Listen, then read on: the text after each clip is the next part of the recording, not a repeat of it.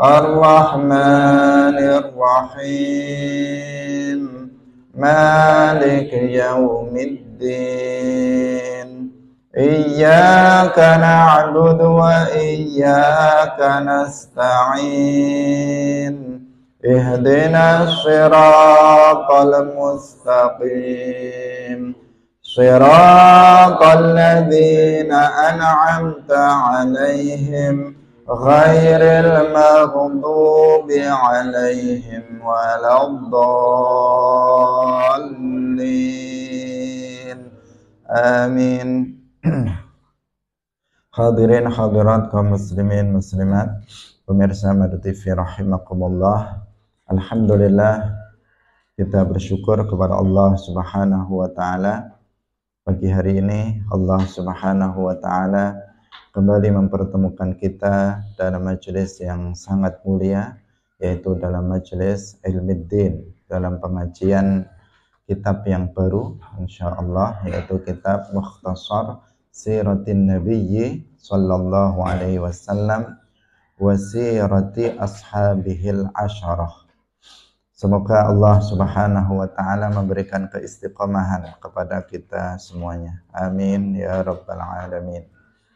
Salawat dan salam semoga tetap terlimpahkan kepada Nabi Agung, makhluk yang paling mulia, yaitu Nabi Muhammad sallallahu alaihi wasallam, para sahabatnya, keluarganya, serta seluruh umat Islam yang mengikuti beliau ila yaumil qiyamah. Hadirin rahimakumullah, mari kita ikhlaskan niat kita masing-masing, kita ngaji lillahi ta'ala. Pada hari ini di bulan Rabiul Awal, bulan Maulidnya Rasulullah sallallahu alaihi wasallam, kita akan ngaji membaca kitab yang baru yang berkenaan dengan sejarah Rasulullah sallallahu alaihi wasallam dan juga para sahabatnya yang 10 al-asyarah al-mubasysyarun bil jannah.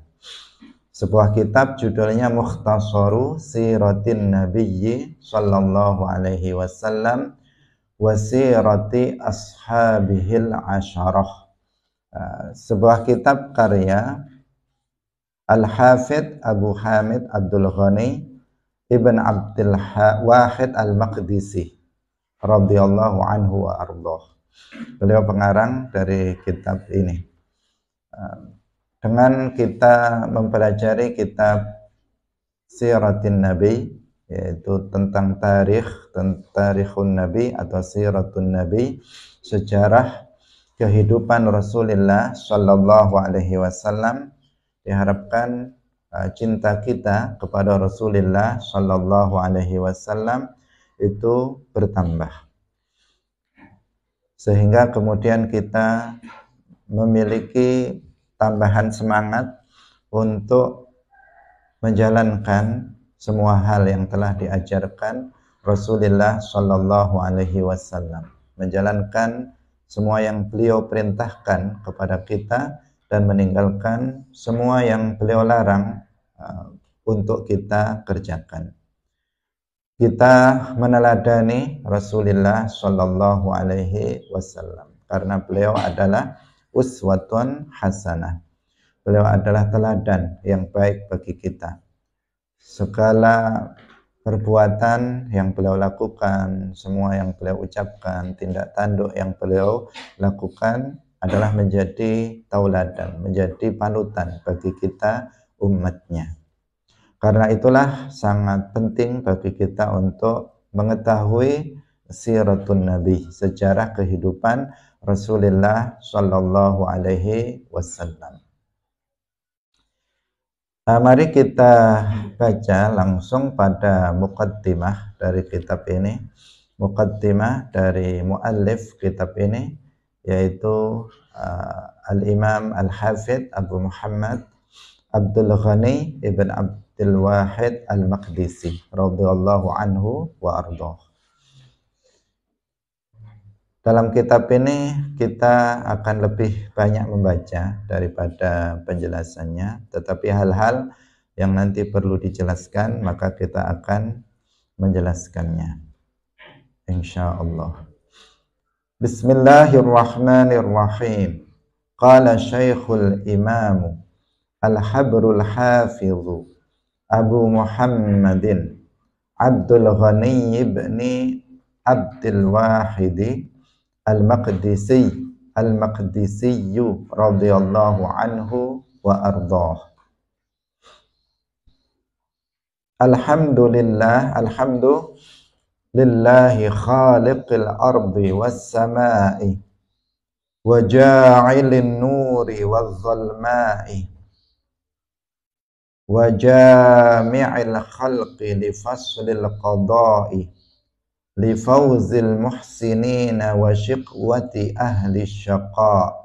Alhamdu utawi sekabeh puji iku lillahi ketuwe Allah, khaliqil ardi rupane badal dari lillah, khaliqil ardi rupane zat kang nyiptaaken bumi, was samai lan zat kang nyiptaaken langit, wa ja'ilin nuri lan zat kang nyiptaaken nur cahaya, wa zalmai lan zat kang nyiptaaken kegelapan peteng, wa jami'il khalqi lan zat kang ngumpulaken makhluke, li faslil qada'i kanggo mutusaken keputusan ing akhirat, li fauzil muhsinin kanggo keberuntungan atau kemenangane pira-pira wong kang agawe kebagusan, wa syiqwati ahli syaqa lan cilokone penduduk atau wong kang ahli ciloko. Hadirin rahimakumullah, ini adalah kebiasaan dari para muallif, para pengarang kitab ahli sunnah wal jamaah. Sampai pada muqaddimah, dalam pembukaan kitab yang mereka tulis, mereka memulainya dengan pelajaran akidah. Mereka dalam muqaddimah, belum masuk pada pelajaran, mereka sudah menjelaskan tentang tauhid. Mereka sudah menjelaskan tentang tanzih. Terbukti salah satunya yang dilakukan oleh Al-Hafidh Al-Maqdisi dalam kitab ini. Dalam pembuka, beliau menjelaskan tentang tauhid, bahwasanya Allah Subhanahu wa taala itu pencipta segala sesuatu, dan segala sesuatu selainnya itu adalah makhluk. Hanya Allah Subhanahu wa taala pencipta alam semesta ini, zat yang telah mengadakan makhluk dari tiada menjadi ada. Beliau menjelaskan alhamdulillah di sini tentu saja maknanya seperti yang sering kita jelaskan adalah as-sana'u bil lisan 'alal jamil al-ikhtiyari. Pujian dengan lisan atas nikmat-nikmat yang telah Allah anugerahkan kepada kita yang bukan merupakan kewajiban bagi Allah Subhanahu wa taala. Allah telah memberikan nikmat kepada para hambanya dengan nikmat-nikmat yang sangat banyak sekali, yang kita tidak mampu untuk menghitungnya, saking banyaknya nikmat tersebut. Setiap menit, setiap detik kita memperoleh nikmat Allah Subhanahu wa taala. Hidup ini, kesehatan, kita bisa bernafas, setiap detik semuanya adalah merupakan nikmat dari Allah Subhanahu wa taala. Dan pemberian nikmat tersebut bukan merupakan kewajiban bagi Allah terhadap kita, tetapi murni fadlun, murni karunia, anugerah, cuma-cuma yang Allah berikan kepada kita. Maka kewajiban kita adalah untuk mensyukuri nikmat itu dengan kewajiban yang dengan syukur yang wajib, yaitu dengan tidak menggunakan nikmat-nikmat tersebut dalam kemaksiatan, dan kita juga disunnahkan untuk memujinya dalam melaksanakan syukur yang sunnah, asyukrul mandub, yaitu dengan membaca misalnya alhamdulillah. Maka ketika kita mengatakan alhamdulillah, kita memuji Allah Subhanahu wa taala atas nikmat yang Allah anugerahkan kepada kita, yang itu Allah berikan kepada kita secara cuma-cuma, bukan merupakan kewajiban bagi Allah. Khaliqil ardi was sama. Allah adalah pencipta bumi dan langit. Ja'ilin nuri waz zalma. Allah adalah pencipta cahaya dan kegelapan. Allah Subhanahu wa taala ini adalah sesuai dalam ayat Al-Qur'an yang menjelaskan bahwa Allah itu yang ja'ala zulumati wan nur. Allah yang telah menciptakan kegelapan, Allah yang telah menciptakan langit dan bumi, Allah yang telah menciptakan gelap dan terang. Artinya Allah pencipta segala sesuatu. Karena kalau kita perhatikan sesuai dengan ayat dan apa yang dikatakan oleh muallif dalam kitab ini sudah mewakili dari dua jenis alam, yaitu alam yang katsif dan alam yang latif. Alam semesta ini berupa benda dan sifat benda. Benda dari alam semesta ini ada kalanya katsif, yaitu yang bisa disentuh dengan tangan, seperti manusia, seperti binatang, seperti bumi, batu, pepohonan. Itu namanya katsif, benda katsif yang bisa disentuh dengan tangan. Di sini dicontohkan dengan al-ardi was sama. Bumi ini adalah katsif, bisa disentuh dengan tangan. Demikian juga langit, itu adalah katsif. Kita nggak bisa menyentuhnya karena jauh, bukan karena dia nggak bisa disentuh. Bahkan langit itu dikatakan asyaddu sulbatan minal ardi. Langit itu lebih keras dibandingkan dengan bumi. Kalau kita menyentuh bumi ini, dia adalah benda yang keras. Langit ketika kita menyentuhnya, dia lebih keras daripada bumi ini. Maka langit itu adalah salah satu contoh dari benda katsif yang bisa disentuh dengan tangan. Dan di sana ada pintunya. Ketika kisah Mi'rajnya Rasulullah Shallallahu Alaihi Wasallam, beliau naik melalui pintu langit, mengetuk pintu langit, kemudian dibukakan oleh para malaikat sehingga beliau bisa naik ke atasnya.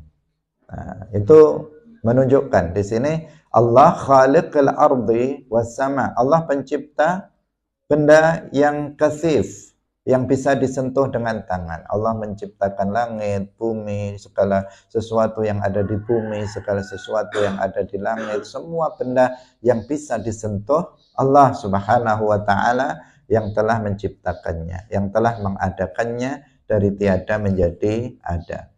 Wa ja'ilid nuri waz zalma. Kalau dalam Al-Qur'an wa ja'ala dzulumati wan nur. Kalau di sini dibalik.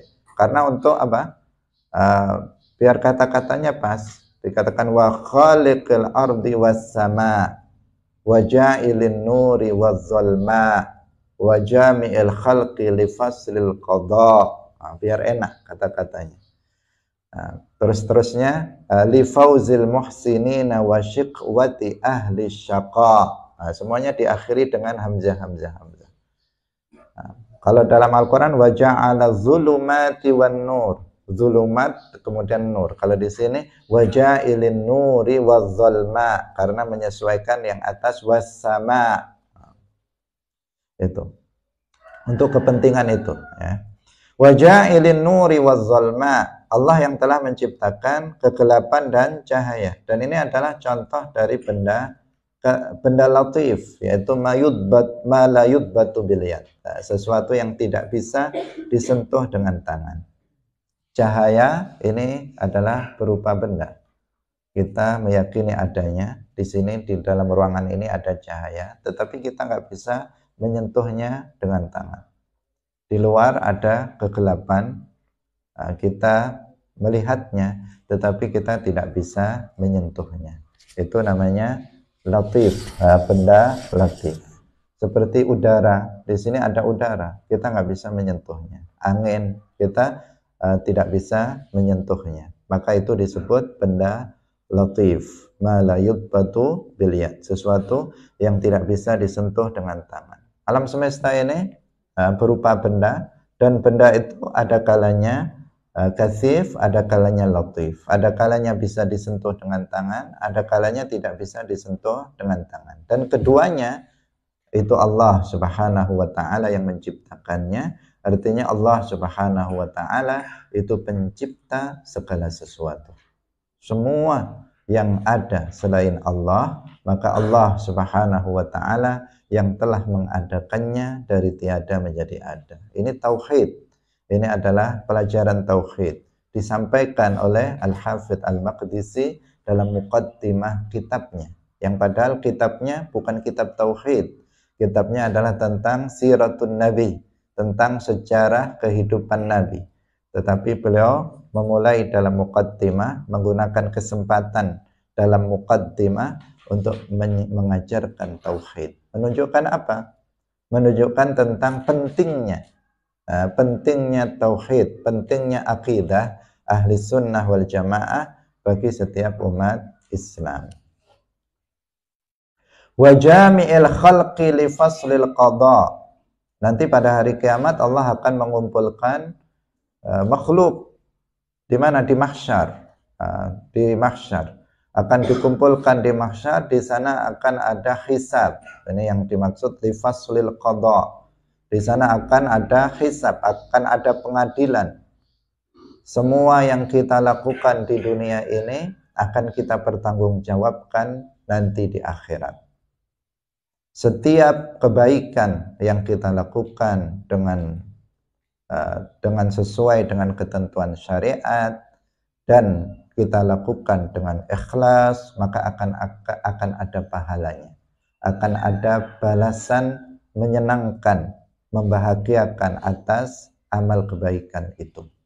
Sebaliknya, setiap amal keburukan yang kita lakukan, kemaksiatan sekecil apapun, nanti akan ada azabnya. Jika Allah tidak mengampuninya, maka akan ada azabnya. Sekecil apapun itu akan dibalas oleh Allah Subhanahu wa taala. Setiap kita akan diadili nanti pada yaumul hisab. Setiap ucapan yang keluar dari lisan kita, setiap perbuatan yang dilakukan oleh anggota badan kita, setiap perbuatan yang dilakukan oleh hati kita, semuanya akan kita pertanggungjawabkan di yaumil hisab. Sehingga tidak ada kezaliman bagi Allah Subhanahu wa taala. Dikatakan wa jami'il khalqi li faslil qada li fauzil muhsinin, mereka yang banyak melakukan kebaikan mereka akan beruntung, mereka akan selamat. Wa syiqwati ahli syaqa, mereka yang celaka yaitu orang-orang kafir dan sebagian pelaku dosa besar, mereka akan diazab nanti di akhirat. Mereka yang mukmin, mereka yang saleh, mereka yang bertakwa, maka mereka akan mendapatkan kebaikan-kebaikan, akan mendapatkan pahala nanti pada hari kiamat. Ini maksud wa jami'il khalqi li faslil qada li fauzil muhsinina wa syiqwati ahli syaqa. Hadirin rahimakumullah, kita lanjutkan. Ini muqaddimah dari muallif yang menjelaskan tentang akidah. Setelah beliau membaca hamdalah, kemudian beliau mengatakan wa asyhadu an la ilaha illallah wahdahu la syarikalah syahadatan yas'adu biha qailuha yaumal jaza. Wa asyhadu lan naksani sapa ingsun alla ilaha ing sak temene ora ana kang den sembah kelawan hak iku maujud illallahu kejaba nanging kejaba Allah. Wahdahu khalis wijine Allah, la syarika ora ana sekutu iku maujud lahu ketuwe Allah. Syahadatan kelawan syahadat yas'adu kang dadi bahagia biha kelawan syahadah sapa qailuha wong kang ngucapaken syahadah yaumal jazai ing dalem dina pembalasan tegese dina kiamat. Wa asyhadu an la ilaha illallah wahdahu la syarikalah. Asyhadu artinya aku mengetahui, a'lamu, wa a'taqidu saya meyakini, wa a'tarifu saya mengakui bahwasanya tidak ada yang disembah dengan hak kecuali hanya Allah. Sesembahan-sesembahan selain Allah yang disembah oleh orang-orang musyrik, maka itu semuanya sesembahan yang batil.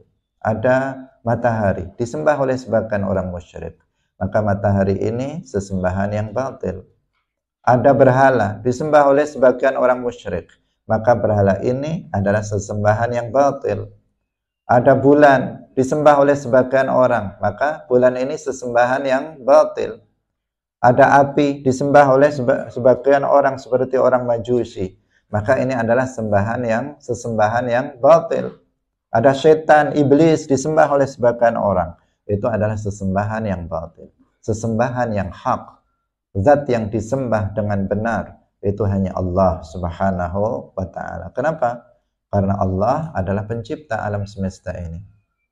Yang berhak untuk disembah adalah yang menciptakan alam semesta ini, bukan ciptaannya. Setan ciptaan Allah, tidak layak untuk disembah. Sama dengan kita. Kita makhluk ciptaan Allah, kita nggak layak untuk disembah. Demikian juga ciptaan Allah yang lainnya, seperti matahari, seperti bulan, seperti berhala, seperti setan, iblis, seperti pohon besar dan sebagainya, jin, semuanya tidak layak untuk disembah. Karena semuanya makhluk seperti kita. Makhluk tidak menyembah makhluk, tetapi makhluk menyembah Al-Khaliq, pencipta makhluk. Karena itulah maka Allah Subhanahu wa ta'ala satu-satunya zat yang berhak untuk disembah. Karena dialah satu-satunya pencipta alam semesta ini. Sehingga sebagian ulama memaknai la ilaha illallah seperti Imam Ahli Sunnah wal Jamaah, Imam Abul Hasan al-Ash'ari mengatakan maknahu la khaliqa illallah. La ilaha illallah artinya la khaliqa illallah. Tidak ada pencipta selain hanya Allah. Itu maknanya. Sebagian mengatakan la ma'buda bihaqqin illallah. Tidak ada yang disembah dengan hak selain hanya Allah. Sebagian ulama yang lain la ilaha illallah artinya la khaliqa illallah. Tidak ada pencipta selain hanya Allah. Syahadatan, nah ini maf'ul mutlaq dari wa asyhadu syahadatan yas'adu biha qailuha yaumal jaza. Nah, dengan syahadah yang orang yang mengatakan syahadat ini, yakni dua kalimat syahadat, asyhadu an la ilaha illallah wa asyhadu anna muhammadar rasulullah. Dengan syahadat ini, maka orang yang mengucapkannya nanti pada yaumul jaza, pada hari kiamat, dia akan mendapatkan kebahagiaan. Apa maknanya? Maknanya bukan sekedar orang yang mengucapkannya. Meskipun beliau mengatakan qailuha, seakan-akan hanya sekedar membaca dua kalimat syahadat, maka seseorang akan mendapatkan kebahagiaan di akhirat. Tetapi yang beliau maksud, yang dimaksudkan oleh muallif adalah ma'atiqadi ma'naha, dengan disertai meyakini maknanya. Dan kemudian dia mati dalam keadaan meyakini makna dua kalimat syahadat. Seseorang yang dengan lisannya mengucapkan dua kalimat syahadat, disertai keyakinan terhadap makna dua kalimat syahadat, dan dia mati dalam keadaan meyakini maknanya, dan dia tidak pernah melakukan satu jenis kekufuran pun, maka dia akan mendapatkan kebahagiaan di akhirat. Dia akan menjadi sa'id, orang yang bahagia di akhirat, masuk ke dalam surga. Sekedar hanya mengucapkannya saja, tetapi dia meyakini keyakinan yang bertentangan dengan apa yang diucapkannya, maka dia tidak akan menjadi sa'id, dia tidak akan menjadi orang yang bahagia di akhirat. Dia tidak akan bisa masuk surga. Seperti sebagian kelompok musyabbihah misalnya, kelompok musyabbihah, mujassimah, yang mereka menyerupakan Allah dengan makhluknya. Mereka meyakini Allah itu berupa jisim. Meskipun mereka setiap hari mengucapkan asyhadu an la ilaha illallah wa asyhadu anna muhammadar rasulullah. Meskipun mereka mengucapkan itu setiap hari.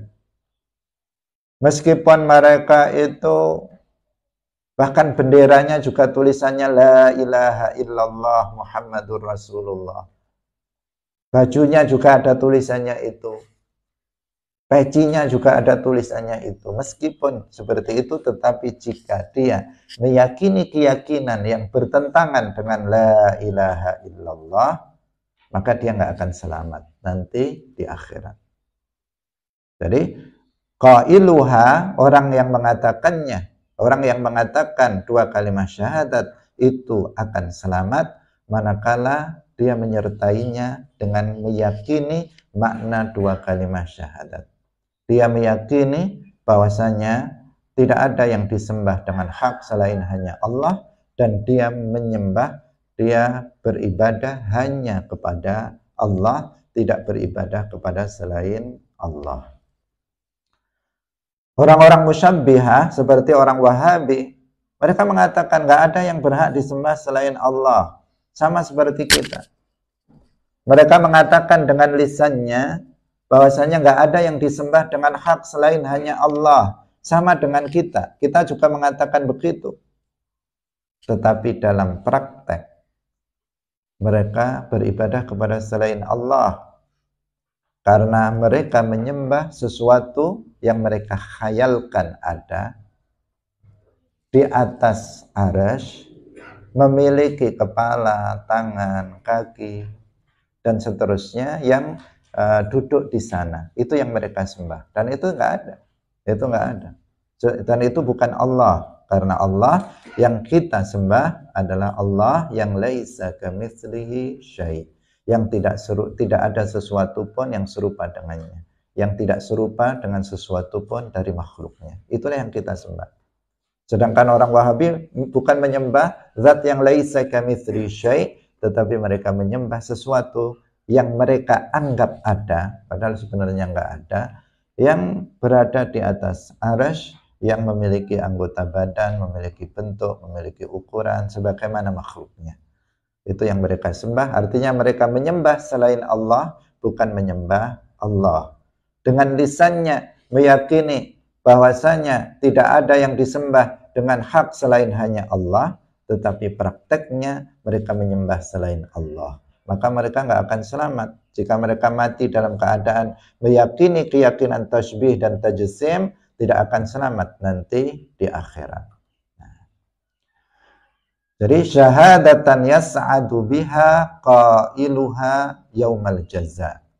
Yaumal jaza, hari pembalasan, yakni nanti pada hari kiamat, orang yang mengucapkan dua kalimat syahadat disertai meyakini maknanya, kemudian dia tidak pernah mengucapkan kata-kata kufur yang bisa membatalkan dua kalimat syahadatnya sampai dia mati, maka dia akan mendapatkan kebahagiaan nanti di akhirat. Meskipun dia ketika di dunia melakukan banyak sekali dosa, tetapi bukan kufur, bukan syirik yang dilakukannya, maka dia akan tetap masuk ke dalam surga. Jika Allah tidak mengampuni dosa-dosanya, dia akan masuk neraka, tetapi tidak untuk selamanya. Hanya sementara waktu, kemudian dia akan keluar dari neraka dan masuk ke dalam surga. Itulah orang yang apa tadi? Orang yang mengucapkan dua kalimat syahadat, disertai dia meyakininya, sampai mati, dia tidak membatalkannya dengan riddah atau kufur. Wa sallallahu ala sayyidil mursalin wal anbiya Muhammadin wa alihi wa sahbihi nujaba. Nah, semuanya diakhiri hamzah ya. Wa sallallahu, setelah itu beliau membaca sholawat kepada Nabi, keluarga dan sahabatnya. Wa sallallahu, lan rahmat ta'zim muga tetep rahmat ta'zime Allah ala sayyidil mursalin muga tetep ing atase bendorone pira-pira rasul wal anbiya'i lan pira-pira nabi. Rupane Muhammadin, Kanjeng Nabi Muhammad, wa alihi lan keluargane Nabi Muhammad, wa sahbihi lan sahabate Nabi Muhammad an-nujaba kang padha unggul kabeh. Beliau bersolawat kepada Nabi Muhammad Sayyidil Mursalin wal Anbiya, karena Nabi Muhammad memang Sayyidil Mursalin wal Anbiya, bahkan Sayyidu waladi Adam ajma'in. Beliau adalah pemimpin dari semua para nabi, pemimpin dari semua para rasul, bahkan beliau adalah pemimpin semua manusia. Itu Nabi Muhammad, afdalul khalqi, makhluk yang paling utama mutlakon, secara mutlak. Nggak ada makhluk yang mengungguli beliau. Beliau lebih mulia dari semua nabi. Beliau lebih mulia dari semua malaikat.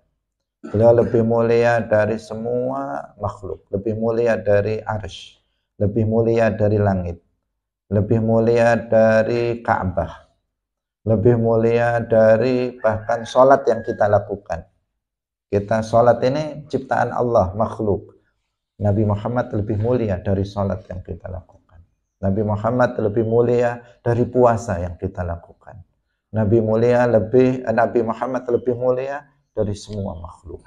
Mutlakon, secara mutlak. Nggak ada yang mengungguli Nabi Muhammad sallallahu alaihi wasallam dari sisi kemuliaannya. Demikian juga untuk keluarga Nabi, istri-istri Nabi, dan juga anak-anak Rasulullah sallallahu alaihi wasallam, keturunan Rasulullah sallallahu alaihi wasallam, dan juga untuk para sahabatnya, para sahabat Nabi. Kita tahu sahabat artinya orang yang pernah bertemu dengan Nabi di masa hidupnya Nabi, bukan setelah wafatnya Nabi, tetapi di masa hidupnya Rasulullah sallallahu alaihi wasallam. Pertama apa? Ketentuannya pernah bertemu dengan Nabi. Ketemunya kapan? Di masa hidupnya Nabi.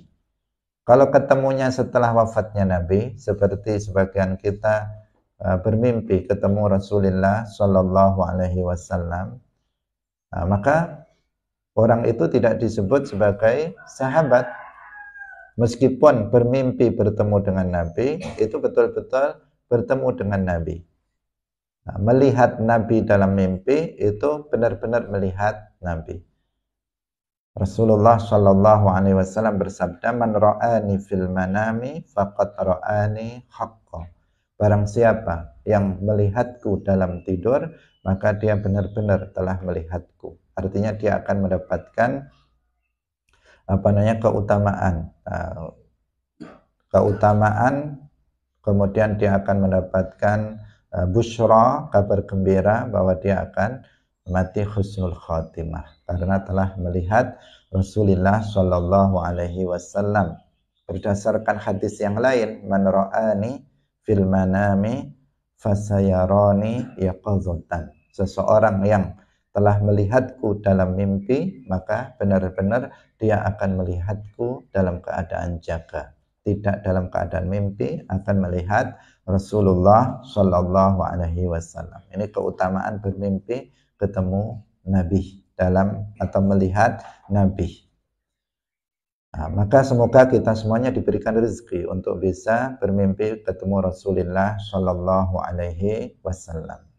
Itu semuanya ya tergantung pada diri kita. Artinya kita harus memiliki kesungguhan untuk bisa berusaha, bisa bertemu, bermimpi, ketemu dan melihat Rasulullah Shallallahu Alaihi Wasallam. Tapi orang yang mimpi ketemu Nabi tidak disebut sahabat, karena dia bertemunya setelah wafatnya Nabi. Seorang sahabat dia orang yang bertemu dengan Nabi di masa hidupnya Nabi. Pertama bertemu, yang kedua di masa hidupnya Nabi. dan dia beriman dengan Nabi. Kalau dia ketemu Nabi tapi dia kafir, seperti Abu Thalib, seperti Abu Jahal, seperti Abu Lahab, maka dia tidak disebut sahabi meskipun sering ketemu dengan Nabi di masa hidupnya. Kemudian dia mati dalam keadaan mukmin. Jika dia mati dalam keadaan kafir, meskipun dulu pernah beriman dan pernah bertemu dengan Nabi di masa hidup Nabi, maka dia tidak disebut sebagai sahabi. Apakah ada? Banyak. Dahulu ketika Rasulullah Shallallahu Alaihi Wasallam masih hidup, khususnya pasca Fathu Makkah, banyak sekali orang yang masuk ke dalam agama Islam. Tetapi begitu mereka mendengar Rasulullah Shallallahu Alaihi Wasallam itu wafat, banyak di antara mereka yang murtad, yang keluar dari Islam, yang kemudian dalam jumlah yang sangat besar, yang kemudian diperangi oleh Khalifatul Rasulillah Sayyiduna Abu Bakar As-Siddiq radhiyallahu anhu, ditumpas. Dan sebagian mereka ada yang ketika diperangi oleh Sayyiduna Abu Bakar, sebagian mereka ada yang kembali masuk ke dalam agama Islam. Tapi ada sebagian di antara mereka yang mati dalam keadaan murtad, tidak kembali ke dalam agama Islam. Maka mereka yang murtad, matinya mati murtad, tidak disebut sebagai sahabat. Wa sahbihin nujaba. Wa ba'du artinya wa ba'du lan ing dalem sause maca basmalah, hamdalah lan sholawat. Fahadhihi mongko utawi iki iku jumlah mukhtasaratun kang den ringkes min ahwali sayyidina sangking pira-pira tingkae sayyidina wa nabiyyina rupane al-Mustafa Muhammadin. Al-Mustafa itu nama Nabi Muhammad, Muhammad itu juga nama beliau, Ahmad dan seterusnya, banyak sekali nama Nabi sallallahu alaihi wasallam. La yastaghni kang orang ngalap cukup anha sangking ahwal atau jumlah mukhtasarah, sangking jumlah mukhtasarah min ahwali sayyidina wa nabiyyina al-Mustafa sapa ahadun wong suci minal muslimina sangking pira-pira wong Islam. Nafa'ana muga-muga paring manfaat ing kita sapa Allahu Gusti Allah biha kelawan jumlatun mukhtasarah wa man lan wong qara'aha kang wis maca sapa man ing jumlatun mukhtasarah wa sami'aha lan wis ngrungu sapa man ing jumlatun mukhtasarah. Beliau mengatakan menjelaskan tentang kitab ini bahwa ini adalah jumlah mukhtasarah, artinya kumpulan tentang keadaan Nabi Muhammad sallallahu alaihi wasallam yang ringkas. Dia adalah kitab sejarah yang ringkas. Karena kalau kitab sejarah itu identik dengan sangat panjang, luas dan sangat lebar. Sehingga kalau kita misalnya membaca kitab-kitab tarikh, rata-rata itu sangat tebal-tebal karena namanya juga sejarah. Banyak versi, banyak namanya juga cerita, itu akan sangat panjang lebar. Tetapi yang beliau sampaikan dalam kitab ini adalah sejarah singkat, sejarah yang sangat ringkas. Yang sebagian la yastaghni anha ahadun minal muslimin, sebagian dari yang beliau sampaikan dalam kitab ini, hukum mengetahuinya itu adalah fardhu ain. Dan sebagian itu hukum mengetahuinya itu fardu kifayah. Jadi sebagaimana dalam akidah itu ada yang hukum mempelajarinya fardu ain dan ada yang hukum mengetahuinya itu fardu kifayah. Dalam fikih itu juga demikian, ada sebagian masalah fikih yang fardu ain kita mengetahuinya dan ada yang fardu kifayah untuk kita mengetahuinya. Dalam akhlak itu juga demikian, ada bagian yang wajib ain kita ketahui dan ada sebagian yang fardu kifayah untuk kita ketahui. Dalam masalah tarikh, dalam masalah siratun nabi, sejarah nabi, ada yang fardu ain untuk kita ketahui dan ada yang fardu kifayah untuk kita ketahui. Makanya beliau mengatakan la yastaghni anha ahadun minal muslimin. Artinya setiap orang ada bagian dari kitab ini yang setiap orang itu pasti membutuhkan terhadap hal ini, karena wajib, membutuhkan artinya wajib bagi dia untuk mengetahui permasalahan ini, yaitu permasalahan sedikit tentang sejarah Rasulullah Shallallahu Alaihi Wasallam. Kemudian beliau berdoa kepada Allah Subhanahu Wa Taala untuk memberikan kemanfaatan. Dengan sebab kitab ini yang ringkas ini, Allah memberikan kemanfaatan untuk beliau dan juga untuk setiap orang yang membacanya dan yang mendengarkannya. Seperti kita insya Allah akan membacanya dan kalian mendengarkannya. Muallif mendoakan kepada kita semuanya mendapatkan kemanfaatan dari kitab yang beliau susun ini. Hadirin rahimakumullah, sebagai muqaddimah pada hari ini kita cukupkan. Insya Allah akan kita lanjutkan besok dengan pembahasan tentang nasab Rasulullah Sallallahu Alaihi Wasallam, baik dari jalur ayah maupun dari jalur ibu. Semoga kita tetap istiqamah dalam majelis ilmu. Barakallahu fikum, wallahul muwaffiq ila aqwamit thariq. Wassalamualaikum warahmatullahi wabarakatuh.